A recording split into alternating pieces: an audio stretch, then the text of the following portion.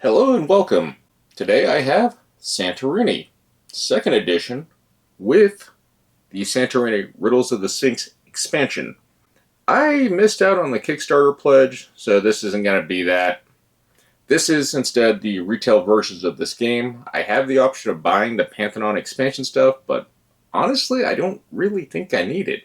This is a fascinating game because it is really simple to learn, but I am terrible at this game. This pattern indicates two-dimensional thinking. And what got me to buy this was a friend of mine recommended it as a very easy game to teach people and introduce them into board games. And I was like, okay, we'll see how easy it is. And I played the 1st edition. Literally says 30 seconds, learn how to play. But it fits one of the beliefs I have in game design. I think simple is sometimes better. And Santorini is a very simple game that offers a good challenge. It's a very creative and fun, simple game. This is, of course, made by Roxley. I personally like most of Roxley's games, so I decided to pick it up. Looking on their webpage, because they do know exclusives, everything is purchasable on the webpage. I always appreciate that, but with shipping rates, it's pretty high, so I chose for the retail versions. We have the core box here, and if you notice, it's a little smaller than the Sphinx. I thought that was kind of odd, because you'd think they kind of nestle into each other, but they didn't do that. But yeah, teachable in 30 seconds. That is absolutely true. It is simple for kids, and it's a pretty deep game if you get complicated with the gods. Tons of unique play powers. Highly thematic and accessible. One of the things, everything you see here is exactly the way it looks. 30 seconds to live. Move one of your workers, build a piece with a worker, and win if you reach the 3rd level. Can't get simpler than that. Now, I don't know if the Kickstarter edition has any art on the box. I know that some of them have something, but I think it's the Pantheon expansion all in. But they give you this. This is all your rules, a glossary, and everything you need. We have this Roxley little advertisement with codes here to get 10% off. It's just a little thing. And then we have our components. We have these medium-sized buildings. They are different from the 1st edition. They're a little bit more detailed from what I can see. And same with the toppers. The bases, they actually have a little bit of texturing now. It's not super detailed, but it looks better than the base. And then we have these domes. There's 3 different variations of these domes, which, as I recall, the 1st edition, they were smooth. We have a deck of cards. All the player variants for how many players you want is just on the cards. Has a little reference on how to do some matchups with the god powers. And from what I understand, they revised some of the 1st edition gods. But we get a pretty good amount of them. As I recall in the original, when I first opened this and played the 1st edition, I was really surprised that there were 6 figures for a 4-player game, but then I read how it worked. I was like, oh, okay, that makes sense. But this time, all the figures are different. They're not the same scope. They also have the Roxley chicken embossed at the bottom. I forgot that all the building pieces have that too. We have this giant unique die. I do not remember if it's a 1st edition, but I'm pretty sure it was. And then we have, basically, this is our board. This little, don't know what to really call it, but insert. It's really just there to kind of point out where the die faces are. Just a center in the back. They put all the credits and game design on the base. Very neat. The Pantheon edition had a raised texture here so the buildings could sit snugly, and it had like a lazy Susan to rotate it. I was like, that's pretty neat and excessive, and I'm kind of glad I didn't pick it up because I don't really think I need it. As far as like, it's kind of nice to have a 3D terrain that could actually lock your pieces in. But I think that's mainly because of the Lazy Susan mode. I don't really need to rotate the table and go ooh and ah. But the game is extremely simple, and honestly, I've enjoyed it a lot. There's a simple little arrow down here that tells you where it points to the board. And on this board, you can see this little dot right here. So it just fits right in, nests fairly well. All right, the basic concepts of Santorini. You move a worker, and you can build any base in any of the spaces adjacent to your worker you just moved. That's it. And you rotate and you go back and forth. The goal of the game is to get to the third level and have a worker move to the top of it. And you're like, well, that sounds really simple, but there are some caveats. You may not move to a building more than one space taller than the building you moved from. So in this example, I couldn't go straight from the base to level 2, but I could go from level 1 to level 2. So how do you win the game? Yeah, just get your guy to the top. And that sounds really simple, except if you're playing with people that are paying attention, you can build a dome, and it will block your opponents from moving up to the third level. And it's a little fun, tactile, 3D, third dimension thinking. The gods have really neat abilities. They're all unique. They're all different in these large tarot cards. The iconography is pretty easy to read, and they change the module of how the game plays, which I find actually a very neat system. Because it's so simple and so easy, the complexity level of this game, I really enjoy it. I think this is a game you can play with all ages, and honestly, you could teach it to anyone. As far as the die goes, this has certain abilities with certain gods that interact. Sometimes it cares about the color. It's going to do this directional grid. That's what this is for. Sometimes it cares about the number.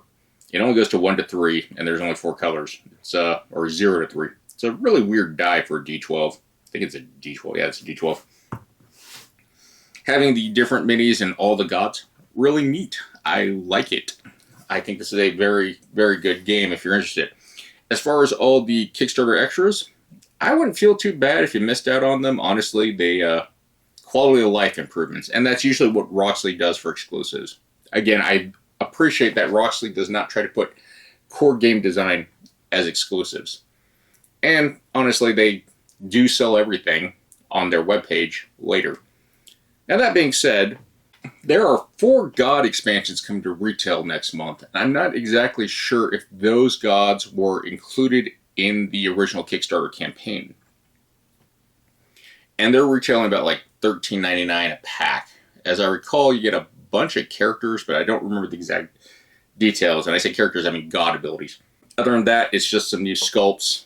So I don't think you're missing out on anything, but I don't know if that's actually true. So let me know in the comments if you have this versus, or let me know in the comments if you know the difference.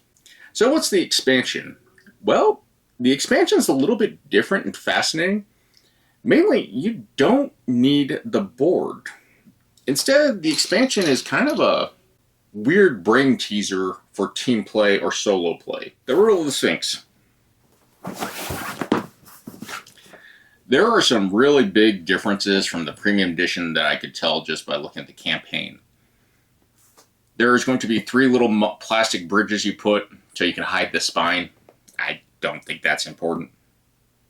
It comes with a binder to keep all the systems in, which I thought was really neat, but I've also read there's a lot of issues with that binder. So again, I don't think you're really missing out. This is pretty much, again, how basic Santorini works. It's a very quick game. Or I should say easy. Again, no art. The tokens in the Kickstarter version or the premium version, they're plastic. Here we have cardboard. Again, another dice throne coupon thing if you want discounts, whatever.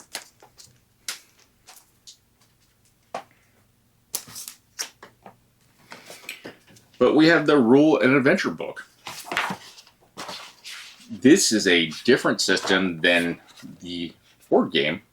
What you're trying to do is solve these riddles, which are scenarios specifically built, and you're trying to build within the confines of how the mechanics are for the rules. There's a little bit of brain teasing. There are special abilities as god powers that the gods are unique now. And then you have blessings. The blessings offer a very interesting and chaotic system because it has to go with upgrading. Here we have an example of this new innovative upgrade system, I guess, but it's really like a campaign system. And what you're trying to do is every time you complete it, you get to check off these little marks for the goals on each scenario. And what that leads to is unlocking god powers. So you're going to start in the middle, and the reason that this 8 is here is because it has to do with your blessing score. Your blessing score, you're going to have blessing cards 1 through 8. Every time you increase your blessing, like this little triangle here, if you can complete it, you'll get added +1 to your blessing score, which adds a new card to your blessing powers. As far as the gods go, you build this little chain that connects them, and each chain that is connected back to the 8 unlocks as a friendly god, which means you are now allowed to select that god to help you in further endeavors. Sometimes the missions will tell you to just pick 2 friendly gods, and you can just check off the box and have them. Thought that was kind of weird. But you can't unlock all the gods from what it sounds like, because there's 22 gods and there's 22 missions, and if you do all of it, I think you'll link them all up. Or at least open them up and have them be all friendly towards you. It's a neat idea. It's a little metagamey at times, just because you have this book. And one of the things I read on the Kickstarter was that they only gave you like 1 page and a bunch of photocopies from Roxley's webpage. Here they give you a giant, like I think there's 6 or 8 of these. Thought that was kind of neat. As far as the game board, this is the new game board.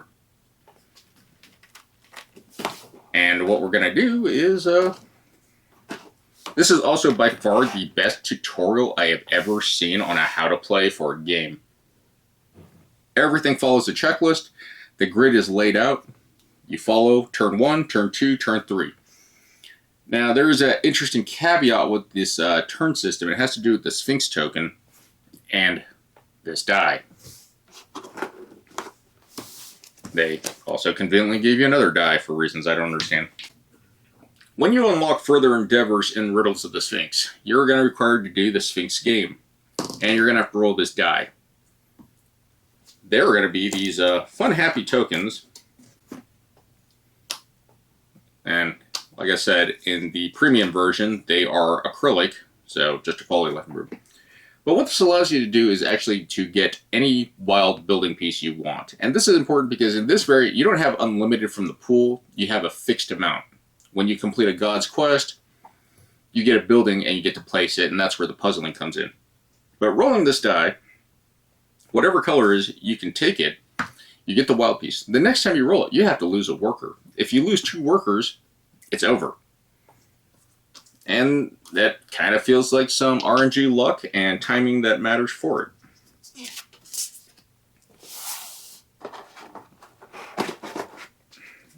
As far as the setup aids and stuff, very straightforward. And then we have this blessing deck. We have this number that indicates how many blessings of. So if you unlock 1 through 8 at the beginning, and you're not going to get to use these until like the 3rd mission, I think. And then you'll start unlocking more powers. That's a neat system. The gods are kind of the same way with their numbering, their unlock system. But the gods have a new interesting bit here. When you set up, you're going to have 3 gods, and it's going to depend on what the scenario tells you or what you have access to as your friendly gods. They're going to have a god ability and a little quest. And this is where it gets kind of neat and the brain teasing part comes in. Now, depending on the scenario too, the gods can, you're not always going to get what you want. But they give you a piece when you take them, and you can have 2 gods. But once you complete the quest, usually it's required using their power. So Apollo here, when moving, you may move a space occupied another worker by forcing them to the space you moved out of. And then you can clear this using his power. So that's the quest. It's really simple. It's a neat thing, and usually they'll unlock wild tokens or wild buildings, so you can take any of these building parts. As far as the goals go, you're trying to build whatever these tokens say, and at that height on the game board. So this wants you to build level 1s, that wants you to build level 1s, and then it goes to like level 2s on the back, I think. Yep. So on the back of the tokens, 2s, domes. So you're just trying to build levels. There was a thing I was reading in the rules for the caveat. The tokens are not considered obstacles or occupied spaces, which makes sense, but, you know, if it's on the board, it's on the board. If you build a base building below the level 2, you just take the token and put it on top. Same with the blessing tokens. There is a Sphinx mini, which is, I believe, the same, but it's fairly large. It feels a little bit rubbery, more than plasticky. You have this old man, and then you have the king, and these are all scenario specific. The Sphinx is going to be an annoying thing that's going to hinder you and fight. There's also this Sphinx deck that tells you specifically do not open. I have left it in the plastic. Other than that, it's empty. There's nothing else in here. I was a little disappointed, but for the price, I guess it's fair. But you can store everything in here, and you can store all the Santorini buildings if you want. But as far as what the expansion requires, it just requires the basic components from the base game, none of the boards. Just the minis and the building parts. You don't even need the gods, because everything is fixed to the system. And just to point out some examples, we have a little story here that's explaining the whole thing going on and what this is happening. It tells your setup for higher players. It tells you how many starting building pieces you get, where to place stuff, persistent stuff, and then how to build the god deck. It tells you 6 random face down base gods, fill the quest slot, base gods, friendly gods, form the blessing deck by shuffling the blessing cards up to your number of blessings, determine the start player. And your goal here is the silver, which is the prerequisite to get to the gold, which completes the mission, is to get 6 of the coins, and then 5. And then there's difficulty modes like heroic and godlike. I think it's funny, it says godlike do not attempt. But yeah, it's a neat system. Now, again, another thing I've read is there's someone posted something about some of the rules are built in here and they're going to be for future boards. And because this is a game board, you can't really flip it back and forth without interrupting the play. Which I was like, yeah, that kind of sucks. And I think they should have put those rules in this adventure book. So just for clarity's sake, if you are playing this and you can't remember something, you might want to like take a picture on your phone or photocopy it before you start. It seems fairly large, but it's really not that bad. And overall, I'm very happy. I spent, I think, like $60 for all this. I think it's a good deal. Retail, I think, is about like $70 all in, or maybe $80, somewhere around there. But you can usually find this below MSRP. As far as how much does it upgrade compared to the first edition, all I know is it changed god powers and added a little bit more detail to the buildings. The Roxley chicken, of course, being embossed on everything. But reading what they said is there's a huge improvement in quality of life stuff. None of it is necessary. If you'd like to purchase the Pantheon edition and all the stuff from Roxley, you can go to their webpage and check it out. Or you could just order the base stuff and be happy with that. It's really up to you. I think having a rotating turntable is kind of cool, but really unnecessary. The locking the bricks in, again, I don't really have a problem with the buildings being on a flat surface, just because you're not really rotating the surface a lot, so these shouldn't fly around. As far as the components, they have what they call synth cards, which I believe is a plastic card, which I think is really nice because you don't need sleeves, but I also don't think is really worth that much. The difference in price was, I think, $10. So it's really up to you to determine if it's worth it. But again, Roxley shipping is very high. As far as variety of everything you get and the future of this game, like I said, there are 4 more God expansions from what I understand they are, and I don't know if they were part of the original campaign and they're now coming to retail. But those are up for pre-order, so check those out if you're interested. Overall, I think that this is a really fun and neat idea. I like the concept of a puzzle thing that you can actually play with people as a little bit of brain teaser that you can use the components from another game. Basically, it kind of revamps the whole system. As far as your value you get out of it, it can be random. Like I said, the Sphinx ability is a little bit chaotic at times, I think, with the RNG. The gods that it tells you to use versus the gods that you're going to unlock adds a lot of variety. But I think this is a good intro and a fun thing to do, especially people that like puzzle games. As far as, the restricted the blocks and the timing, and that's probably the only caveat I have, is the randomness of this die, because if it comes up and you start losing players, it pretty much is going to signify the game over. But it's a quick game to set up and tear down. So far, the rating I would give Base Game Santorini for what it is, I am very impressed. I didn't think you could make a good, simple game this big. If you saw my toy battle chest soldier video, I was really impressed with that for being so simple, and I enjoy it because it's simple and it's quick. Santorini fills that gap, and I think it's a phenomenal game for it. It is basically fast food. It's comforting, it's easy, and it's great. I like it. But it's fast food that is enjoyable instead of fast food that is overpriced and crappy. And I don't know, insert whatever terrible fast food restaurant you want, and one you like. That's the way I would compare it. As far as Riddle the Sphinx, really neat idea. I personally really like the concept of it. And I think for the price, if you have Santorini and you just want this as a little bit of a bonus, I think it's a great add-on for the price. I think it's a very good deal. And if you enjoy puzzles, I think that's a good deal too. Now, as far as how I would rate it, but I am already noticing that the RNG with the dice and losing minis could be a little bit chaotic. I like the pathing idea, but in the end, I think you're going to unlock everything anyways, so I don't think it's going to matter too much. It's just really your play experience. As far as the design, I think the design is phenomenal. I like games that use books as their map and rules. Everything is here, easy to see, well laid out, very colorful, very vibrant. As far as the quality of life improvements from the Kickstarter stuff, I don't really think having 3 plastic bridges covering up the spine is going to be an issue. In some of the scenarios, you'll start seeing what they call bridges, which are just these arrows. And honestly, the bridges are only this big. They're not going to cover up all the spine. As far as quick access, I don't think that's going to matter either. You have the little things describing what mission it is, so you can just flip to it.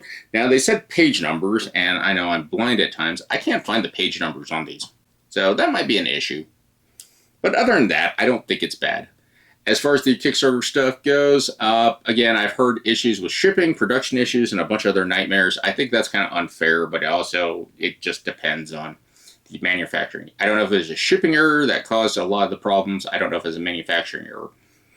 And reading over it, I was kind of like, yeah, that kind of sucks.